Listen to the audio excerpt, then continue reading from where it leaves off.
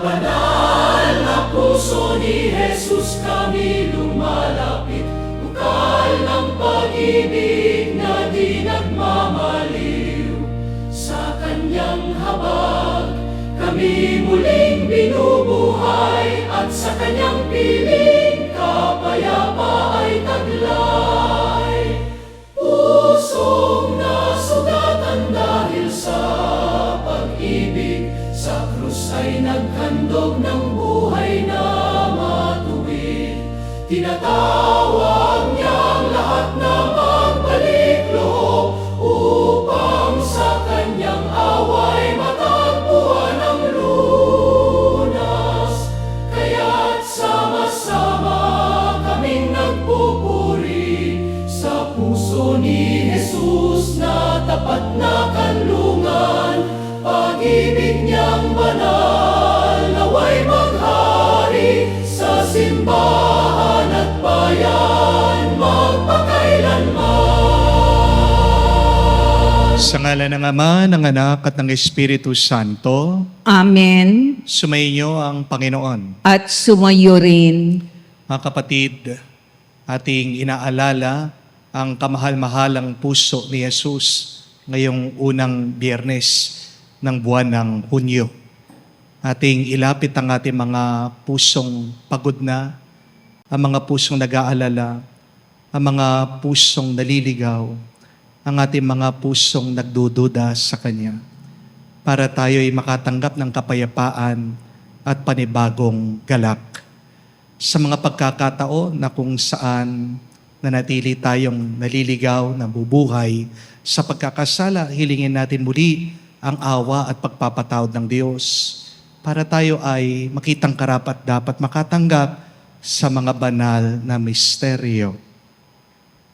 Inaamin ko Sa makapangyarihang Diyos at sa inyo mga kapatid, na lubha kong nagkasala sa isip, sa salita, at sa gawa, at sa aking pagkukulang.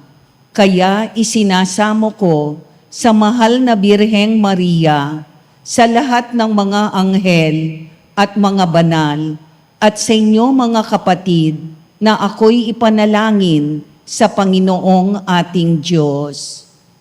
kaawaan tayo na makapangyarihang Diyos, patawarin tayo sa ating mga kasalanan at patnubayan tayo sa buhay na walang hanggan.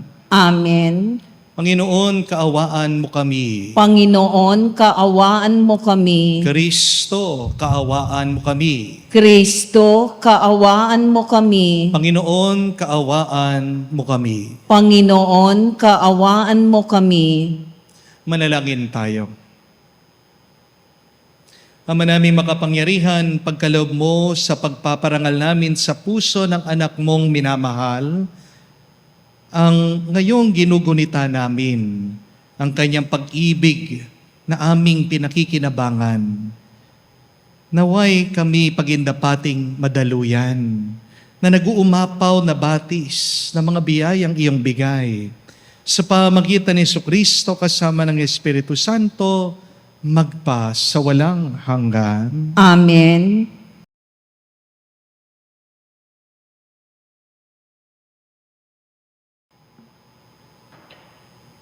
Pagbasa mula sa ikalawang sulat ni Apostol San Pablo kay Timoteo. Pinakamamahal, sinunod mo ang aking aral, ugali at layunin sa buhay. Tinularan mo ang aking pananampalataya, pagtsatsaga, pag-ibig at katapatan. Nasaksihan mo ang mga pag-uusig sa akin. Gayon din ang aking pagtitiis sa Antioquia, Iconio at Lystra.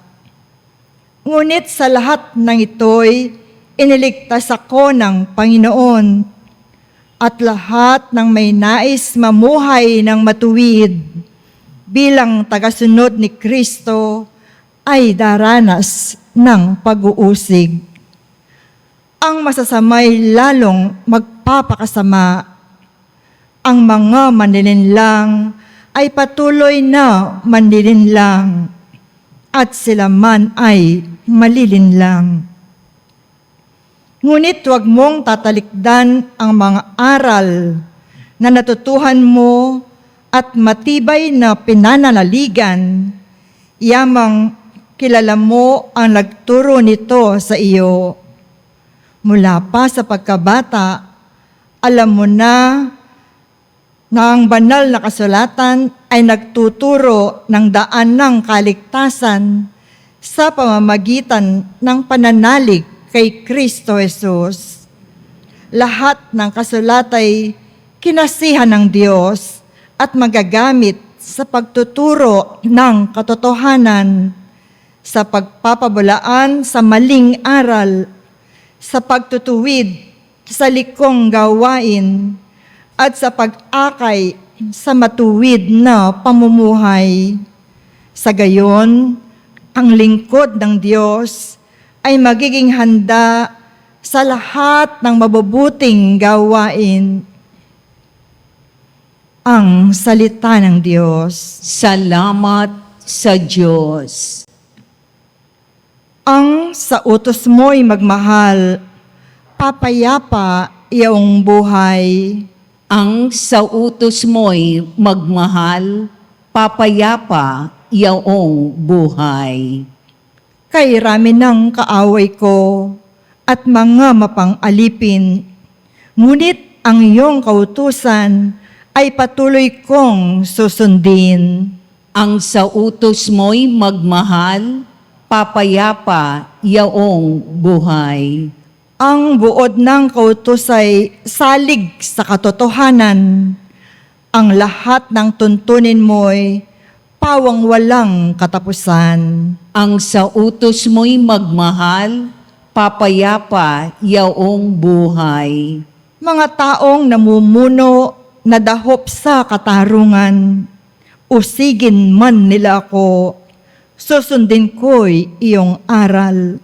Ang sa utos mo'y magmahal, papayapa iyong buhay. Ang magmahal sa utos mo'y mapayapa iyong buhay.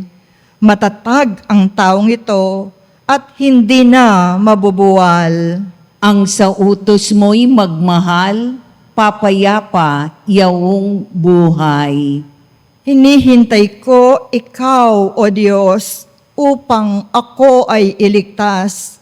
Ang anumang iutos mo'y siya kong tinutupad. Ang sa utos mo'y magmahal, papayapa iyong buhay. Sinusunod ko ang iyong kautus at mga aral. Ang anumang gawain mo ay kita mo't namamasdan. Ang sa utos mo'y magmahal, papayapa iyong buhay.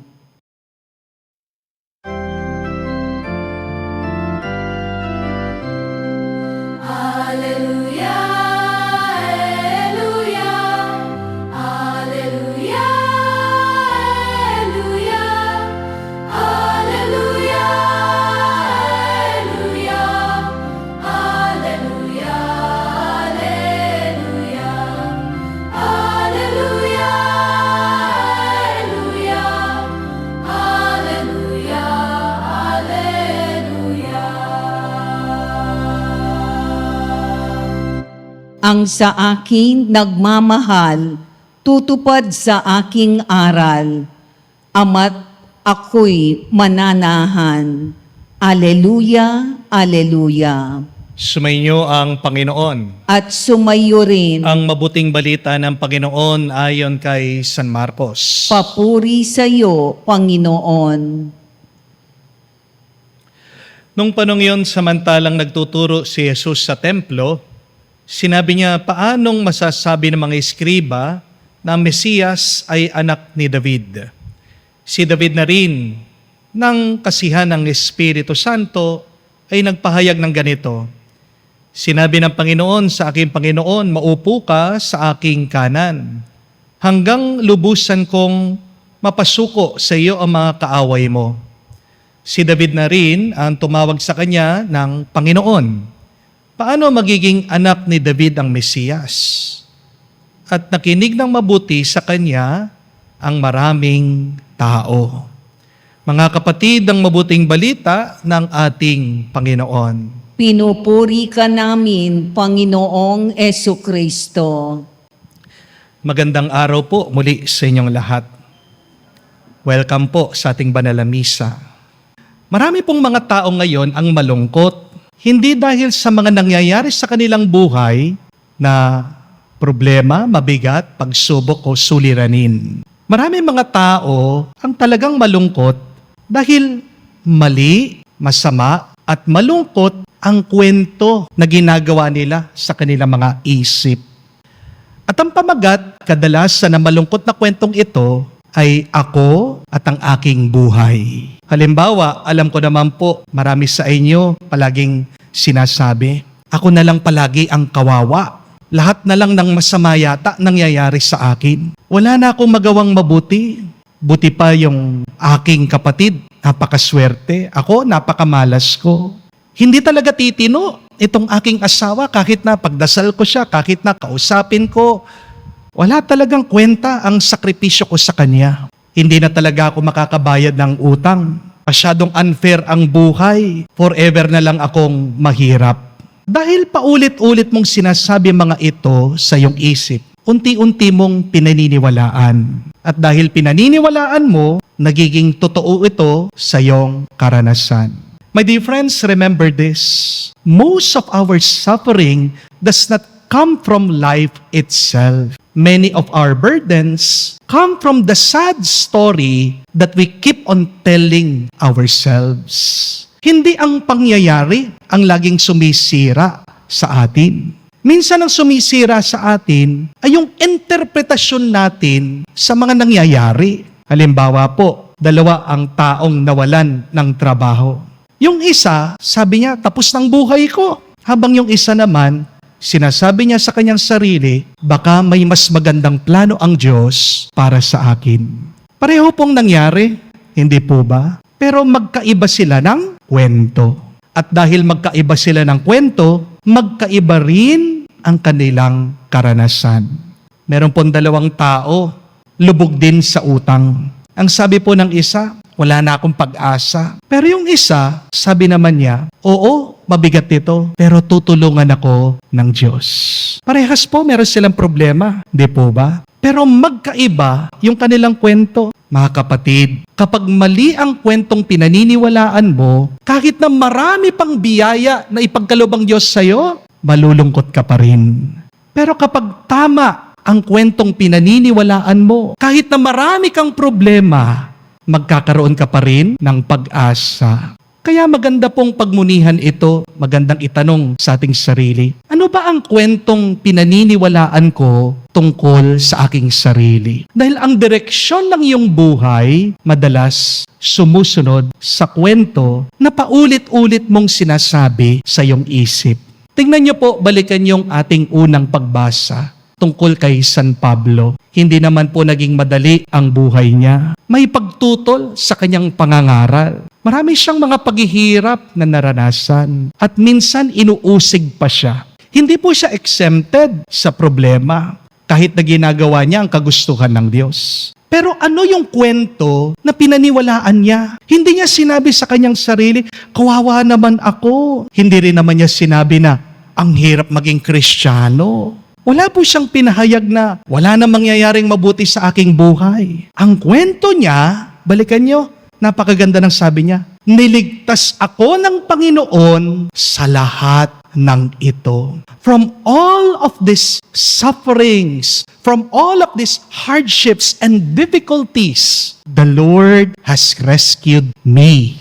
Hindi naman po niya tinatanggihan yung sugat na kanyang naranasan. Tinitingnan niya yung kamay ng Diyos na paulit-ulit na nagligtas sa kanya. Hindi po niya binilang yung kanyang mga problema, pero inalala niya, tinandaan niya yung kabaitan, katapatan ng Diyos. At dahil po ito yung kwento na kanyang pinaniwalaan. Nagkaroon siya ng lakas para magpatuloy. Nagkaroon po siya ng tapang sa kanyang misyon. Nagkaroon siya ng pag-asa kahit na pinapahirapan siya.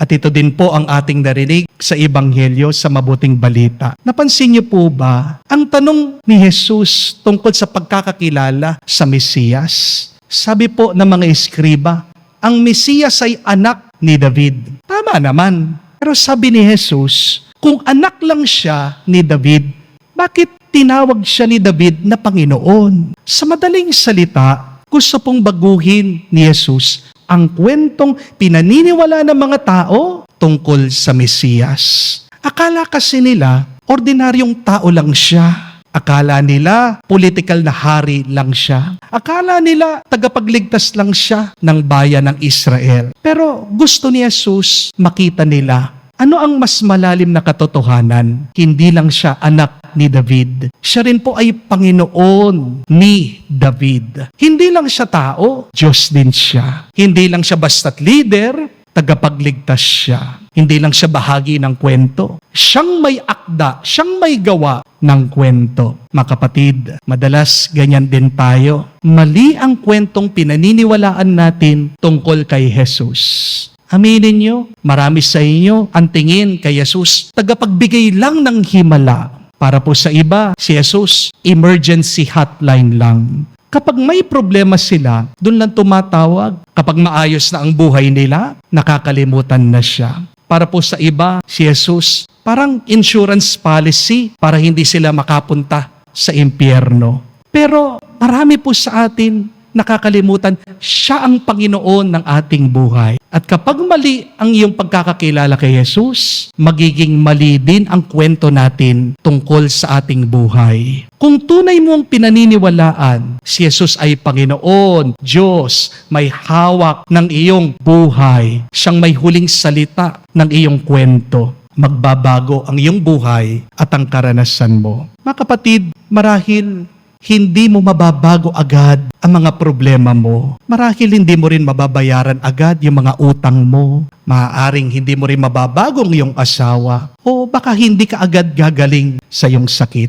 Pero ang pinakamadaling pwede mong baguhin, yung kwento na sinasabi mo tungkol sa iyong sarili, tungkol sa iyong buhay. Dahil kapag binago mo ang iyong kwento, magbabago ang paningin mo. Kapag nagbago ang paningin mo, magbabago ang nararamdaman mo. At kapag nagbago ang nararamdaman mo, magbabago ang paraan ng iyong pamumuhay. Kaya mula po ngayon, huwag mo nang paulit-ulit na sinasabing, akong kawawa, akong dihado. Ang sabihin mo, ako ang tao na hindi pinapabayaan ng Diyos. Huwag mo nang sasabihin na forever na lang akong bigo, talunan. Ang sabihin mo, hindi pa tapos ang Diyos sa aking buhay. Huwag mo na rin sasabihin na wala nang pag-asa. Ang sabihin mo, ang Diyos ang aking pag-asa. Ang Diyos ang aking kasama. Ang Diyos ang magliligtas sa akin. Dahil ang pinakamahalagang kwento ng ating buhay ay hindi yung kwento ng iyong problema. Ang pinakamahalagang kwento ng iyong buhay ay yung kwento ng Diyos na kumikilos sa gitna ng iyong problema. At kapag mabuti ang kwentong pinaniniwalaan mo, unti-unti mapapalitan. Yung takot mo, magiging pananampalataya. Yung iyong lungkot, magiging pag-asa. Yung iyong sugat, magiging kapayapaan. Hindi ko po alam kung napansin nyo, kapag nanonood po tayo ng mga palabas, merong mga lumilitaw na commercial.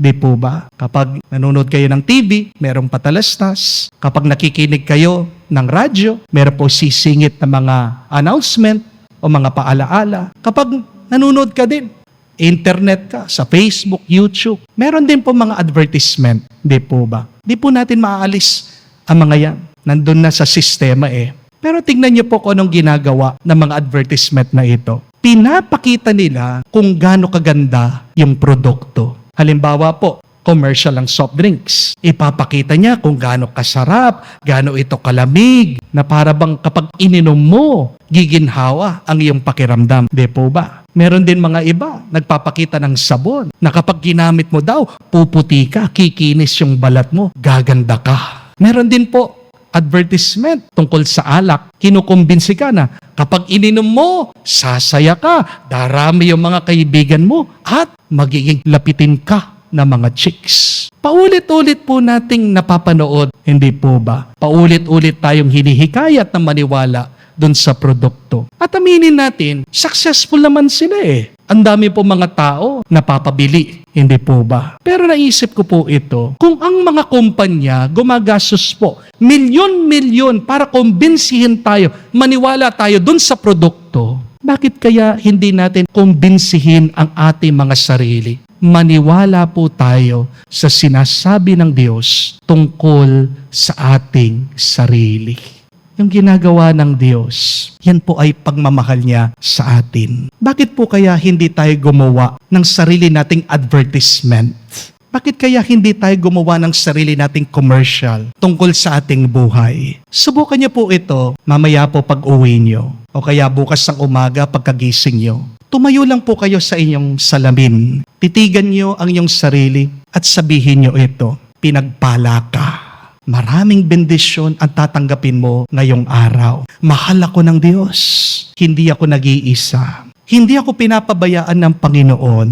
May plano ang Diyos para sa akin. May pag-asa pa. Huwag kang susuko. Hindi pa tapos ang Diyos sa kanyang ginagawa sa iyong buhay. Maaring sa simula, medyo mahirap paniwalaan, di po ba? Pero tandaan niyo po ito, kung araw-araw kang nagsasalita sa iyong sarili, paniniwalaan mo yan. Kaya nga, ang tanong, ano ang sinasabi mo paulit-ulit sa iyong sarili? Kasi kinakausap mo din ang iyong sarili, hindi po ba? Pagtahimik ka. Pero ang mas mahalagang tanong, ano ang sinasabi mo sa iyong sarili? Baka puro negatibo na lang ang nasa isip mo. Alisin mo na, tigilan mo na, paniwalaan, yung mga salitang wala kang kwenta, hindi ka aasenso, palpak ka, kawawa ka, hindi na magbabago ang iyong buhay. Kaya sana po wag tayo maging alipin ng ating mga masamang naiisip. Hindi mo kailangan paniwalaan ang bawat negatibong boses na naririnig mo dyan sa iyong isip. Dapat mas paniwalaan mo ang sinasabi ng Diyos sa iyo. Huwag mong paniwalaan ang iyong takot, ang iyong pangamba, ang iyong pagdududa. Kaya ngayon pong araw, baka panahon na para palitan yung ating script. Palitan ang ating kwento. Palitan ang paulit-ulit na sinasabi natin tungkol sa ating sarili. Kapag binago mo ang kwento sa iyong isip, magbabago din ang direksyon ng iyong buhay. Kapag binago mo ang iyong paniniwala, magbabago din ang iyong paningin. Kapag nagbagong iyong paningin, magbabago ang iyong damdamin. At kapag nagbago ang iyong damdamin, magkakaroon ka ng lakas para magpatuloy. Kaya mga kapatid, huwag mong ulit-ulitin yung iyong mga takot at negatibong salita. Ulit-ulitin mo lang ang salita ng Diyos, ang ating buhay, ang ating daan, ang ating katotohanan. Magdasal po tayo sa banal na misang ito. Naway sa tulong ng Banal na Espiritu, mapuno ng kabutihan at inspirasyon ang ating isip para ang ating buhay ay maging mabuti at para tayo maging inspirasyon din sa ibang tao sa mundong ito. Amen. Tumayo po tayo, alay po natin sa Diyos ang ating mga dasal at panalangin, ating sabihin, Panginoon, dinggin mo kami. Panginoon, dinggin mo kami. Ang simbahan naway maging maalab sa pagpapahayag ng katotohanan at pagka-Diyos ni Kristo.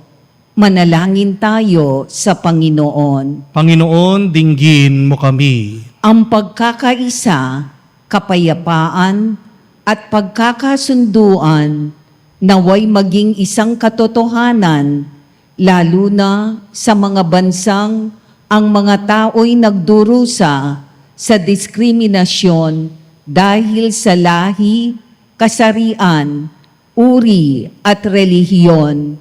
Manalangin tayo sa Panginoon. Panginoon, dinggin mo kami. Ang mga kabataan naway marinig ang tinig Kristo na tumatawag sa kanila sa buhay, paglilingkod. Manalangin tayo sa Panginoon. Panginoon, dinggin mo kami. Sa katahimikan po ng ating puso, sabihin natin sa Diyos, banggitin ang ating mga personal na pangangailangan. Ama ni Jesucristo, kinikilala namin na Ikaw lang ang aming Panginoon. Lagi mo kaming bantayan, ipagkaloob mo ang aming pinapanalangin. Hinihiling namin ito sa pamagitan ni Kristo, aming Panginoon. Amen.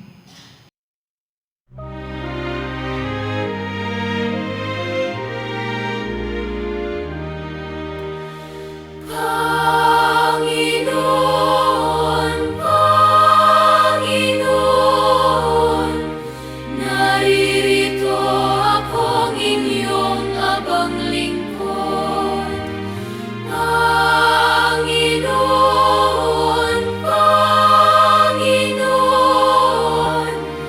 yamang ako'y niligtas, kinaling at tinubos. Ako ngayon'y maghandog ng haing pasasalamat. Ang handog kong panalangin, sa iyo ko ilalagak. Ako ngayon'y maghandog ng haing pasasalamat.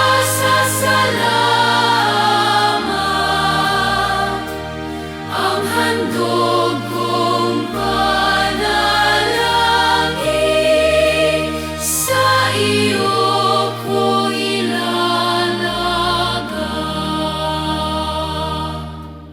Manalangin kayo mga kapatid, para ng ating mga paghahain ay kalugdan ng Diyos amang makapangyarihan.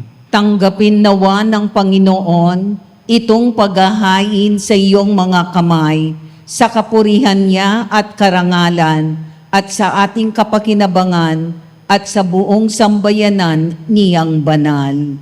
Ama naming lumikha, tunggayan mo ang di malirip na pag-ibig ng anak mong pinakamamahal upang sa pagpapatawad ng aming mga kasalanan. Ang inihahain namin ay maging kalugod-lugod na mga alay sa pamagitan ni Jesucristo kasama ng Espiritu Santo, magpa sa walang hanggan. Amen. Sumainyo ang Panginoon. At sumayo rin, Itaas sa Diyos sa inyong mga puso at diwa. itinaas na namin sa Panginoon. Pasalamatan natin ang Panginoong ating Diyos. Marapat na siya ay pasalamatan. Ama naming makapangyarihan, tunay nga marapat ikaw ang aming pasalamatan sa pamagitan ni Jesucristo na aming Panginoon. Dakilang pag-ibig niya ang nagbunsod na naghain ng sarili nang kami matubos kaya't tinampok siyang nakabayubay sa krus. Mula sa kanyang tagiliran, sinibat dugot tubig ay masaganang dumanak.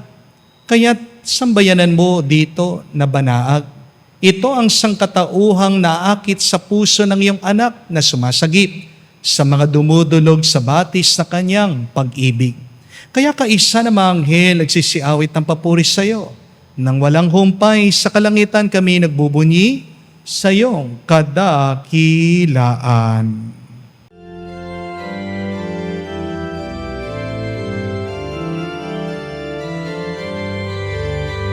Santo, Santo, Santo, Panginoong Diyos ng mga hukbo, napupuno ang langit at lupa ng kadakilaan mo.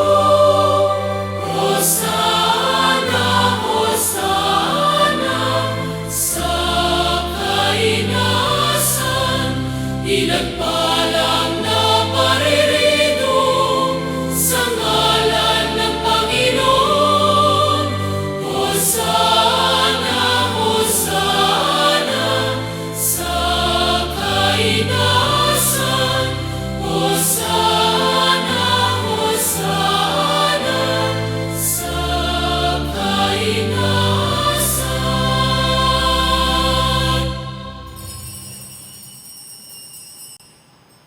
Ama naming banal, ikaw ang bukalan tanang kabanalan.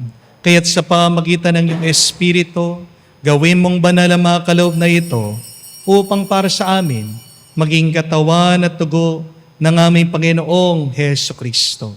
Bago niya pinagtiis ang kusang loob na maging handog, hinawakan niyang tinapay, pinasalamatan kanya, pinaghati-hati niya iyon.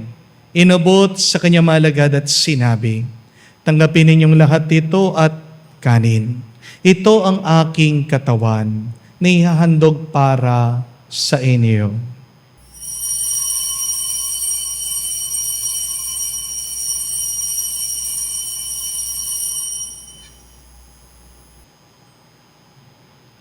Gayon din naman na matapos ang hapunan, hinawakan niyang kalis.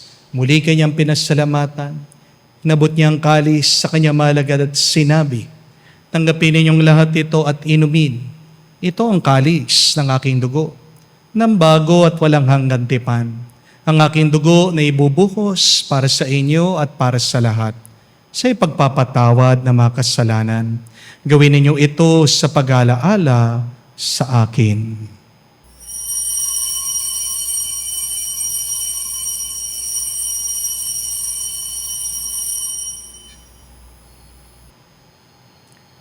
Ang misteryo ng pananampalataya.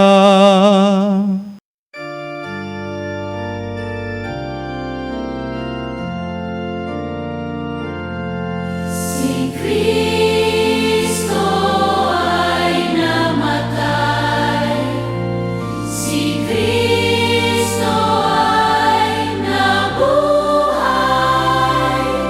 si Kristo ay babalik sa wakas, sa wakas ng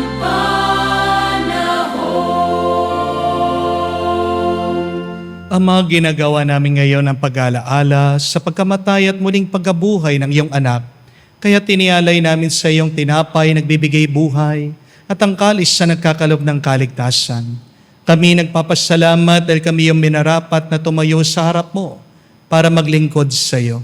Sinasamo namin kami magsalo-salo sa katawan at dugo ni Kristo ay mabuklod sa pagkakaisa sa pamagitan ng Espiritu Santo.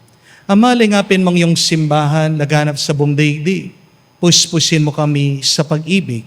Kaisa ni Leon, ang aming Santo Papa, si Florentino, aming Arsobispo, at ng Tanang Kaparian. Alalahanin mo rin ang aming mga kapatid na nahimlay may pag-asang sila'y muling mabubuhay. Gayon din naman lahat ng mga pumanaw. Kawan mo't sila't patuloyin sa iyong kaliwanagan. Kawan mo't pagindapatin kaming lahat makasalo sa iyong buhay na walang wakas. Kaisa ng Mahal na Birhen Maria, Ina ng Diyos. Kaisa ni San Jose, ang kanyang maluwalhating esposo. Kaisa ng mga apostol, lahat ng mga banal, na namuhay dito sa daigdig na kalugod-lugod sa iyo.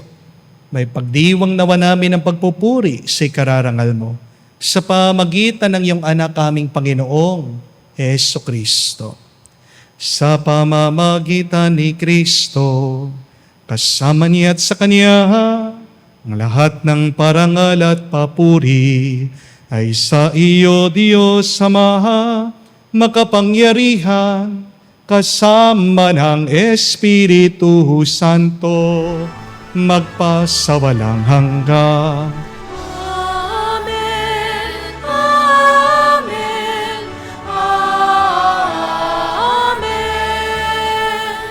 Amen, Amen, Amen, Amen. Sa nakagaling na utos sa turo ni Jesus sa Panginoon natin na Diyos, ipahayag natin ang lakas loob.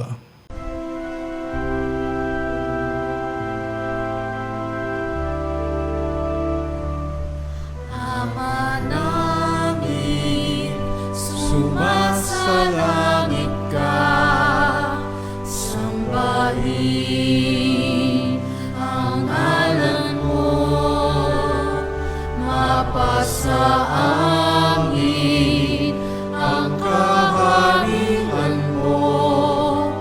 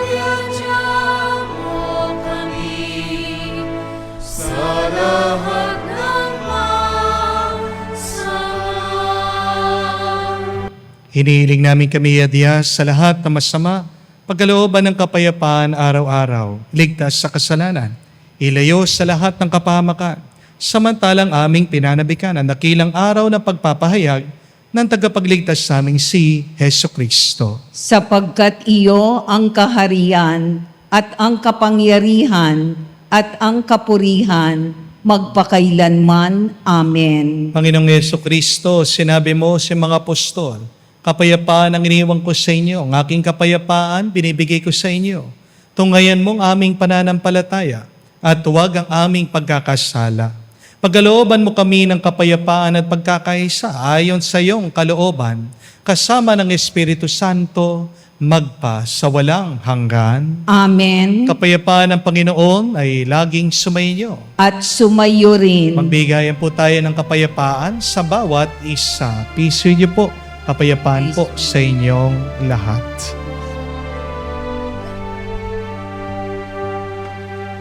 Kordero ng Diyos na nag-aalis ng mga kasalanan ng sanlibutan, maawa ka sa amin. Maawa ka sa amin. Kordero ng Diyos na nag-aalis ng mga kasalanan ng sanlibutan, maawa ka sa amin. Maawa ka sa amin. Kordero ng Diyos na nag-aalis ng mga kasalanan ng sanlibutan, ipagkaloob mo sa amin ang kapayapaan.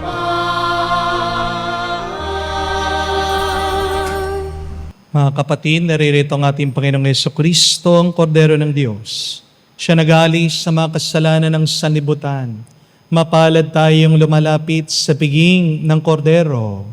Panginoon, hindi ako karapat-dapat na magpatuloy sa iyo, ngunit sa isang salita mo lamang ay gagaling na ako.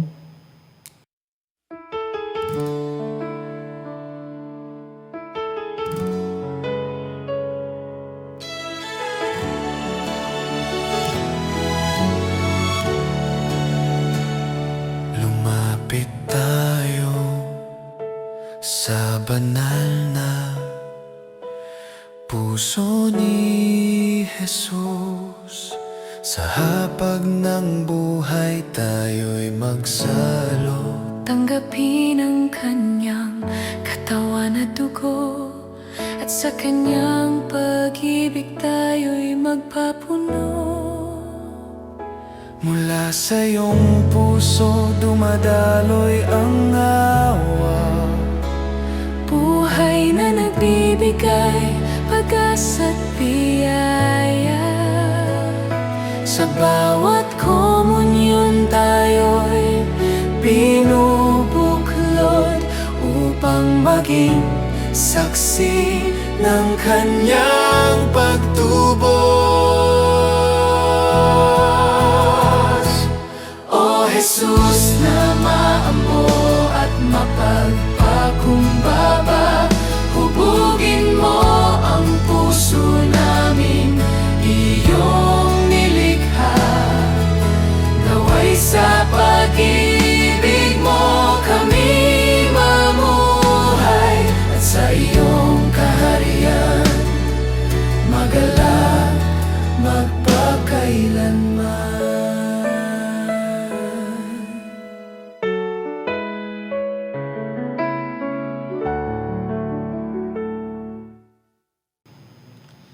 Tayo po ngayon ay lumuhod para sa panalangin sa kabanal-banalang puso ni Jesus. Jesus, Diyos ko, yung nasabi humingi at kayo'y bibigyan, maghanap at matatagpuan ninyo. Kumatok at bubuksan ang pinto para sa inyo. Tunggayan mo po akong nakaluhod sa may paanan mo, napupuno ng buhay na pananampalataya at tiwala sa iyong mga pangakong pinabatid ng iyong kabanal-banalang puso at sinambit ng iyong mga labi. Narito po ako upang hilingin ito. Sa katahimikan po ng ating puso, banggitin natin sa Diyos ang ating mga personal na pangangailangan. Kanino pa po ba ako tutungo o hindi sa iyo na ang puso ay pinagmumulan ng lahat ng grasya at kabutihan? San pa po ako makakahanap hindi sa baul na naglalaman ng kayamanan ng iyong habag? San pa po ako kakatok kung hindi sa pinto kung saan binibigay ng Diyos ang sarili niya sa amin at kung saan kami makakapunta sa Diyos? Sa iyo po ako dumudulog, puso ni Jesus. Sa iyo po ako nakakatagpo ng aliw kapag nahihirapan, pagtatanggol kapag inuusig, lakas kapag nabibigatan sa pagsubok at liwanag sa dilim at pagdududa. Minamahal kong Jesus, maigting po ako naniniwala na kaya mong ipagkaloob ang biyaya na aking hinihiling. Kailanganin man ito ng isang himala, naisin mo lamang ito at matutupad ng aking panalangin. Inaamin ko ako'y hindi karapat-dapat sa iyong mga biyaya, ngunit hindi ito ang dahilan para panghinaan ako ng loob. Ikaw ang Diyos ng habag at hindi mo tatanggihan ang isang pusong nagsisisi. Tingnan mo, nawa po ako na may habag at mababatid ng iyong pusong aking mga kasiraan at kahinaan ang dahilan upang pagkalooban ang aking mga panalangin. O banal na puso, ano man ang iyong pasya sa aking hiling, hindi po ako titigil na sambahin, ibigin, purihin at pagsilbihan ka. Jesus ko, ikalugod mo nawang tanggapin ang pagsasagawa ko ng ganap na pagsang-ayon sa mga atas ng iyong kaibig-ibig na puso, aking tunay na hinahangad na matupad, kasama ng iyong sannilikha magpakailanman. Kabanal-banalang puso ni Jesus, alam kong may iisang bagay na hindi mo kayang gawin, ang mawala ng habag sa mga naghihirap o nababalisa. Tingnan mo po ako, nagmamakaawa po ako, minamahal kong Jesus, pagkaloob mo ang grasya aking hinihiling sa iyo, sa pamagitan ng kalinisanisang puso ng iyong madalamhating ina. Pagkatiwala mo ako sa Kanya bilang Kanyang anak. Ang Kanyang mga panalangin ay makapangyarihan sa iyo. Amen. Kabanal-banala na puso ni Jesus, Kaawaan mo kami. kalinisanisang puso ni Maria. Ipanalangin mo kami. Tumayo po tayo. Manalangin tayo. Ama namin mapagmahal, pag-alabin nawa ang pag-ibig sa aming kalooban sa pagsasalo sa pagmamahal mo sa pakikinabang at sa aming pag-akit sa iyong anak araw-araw. Matutuhan nawa naming makilala siya sa katauhan ng aming mga kapatid sa iyong sambayanan. Sa pamagitan niya kasama ng Espiritu Santo, magpa sa walang hanggan. Amen. Mga kapatid, huwag niyo pong kalimutan na tayo'y nalulungkot hindi dahil marami tayong problema. Tayo'y nalulungkot dahil may problema yung storya na sinasabi mo, paulit-ulit mong pinaniniwalaan dyan sa iyong isip. Kung gusto mong magbagong iyong buhay, baguhin mo ang storya na sinasabi mo tungkol sa iyong sarili. Yan nga po yung assignment ko, ha? Mamaya, pag-uwi nyo, o kaya bukas, araw-araw, tingnan nyo ang inyong sarili. At sabihan mo naman ng mabuti ang iyong sarili. Paniwalaan mo, anak ka ng Diyos, mahal ka ng Diyos, hindi ka pababayaan ng Diyos, palaging merong biyaya na nakahanda ang Diyos para sa iyo. Buti pa yung mga komersyal. Ang ganda po ng kanilang paghihikayat sa atin. Di po ba? Ginagastosan po yan, milyon-milyon. Ikaw, pwede mo namang baguhin yung paningin mo sa buhay. Nag-uumpisa yan sa iyong pag-iisip. Mga kapatid, naway wag mong kalimutan, meron kang isang Panginoon, isang Diyos, nag-alay ng buhay para sa iyo. Wag mo naman sayangin ang buhay mo, sirain ang buhay mo dahil sa maling kwento na paulit-ulit mong inaalala, pinapakinggan, at pinaniniwalaan. Hindi pa tapos ang Diyos sa iyong kwento. Tandaan mo, ang Diyos ang direktor, pero ikaw ang aktor. Magaling ang ating direktor. Kung susunod tayo sa Kanya, magiging maganda, maayos, at mabuti din ang ating buhay. Amen? Amen. Sumainyo ang Panginoon. At sumayo rin. At kayo pagpalain ng Diyos, makapangyarihan sa lahat. Sa ngalan ng Ama, ng Anak, ng Espiritu Santo, Amen. ang ating misa ay natapos na. Umayo kayo sa kapayapaan ni Kristo. Salamat sa Diyos.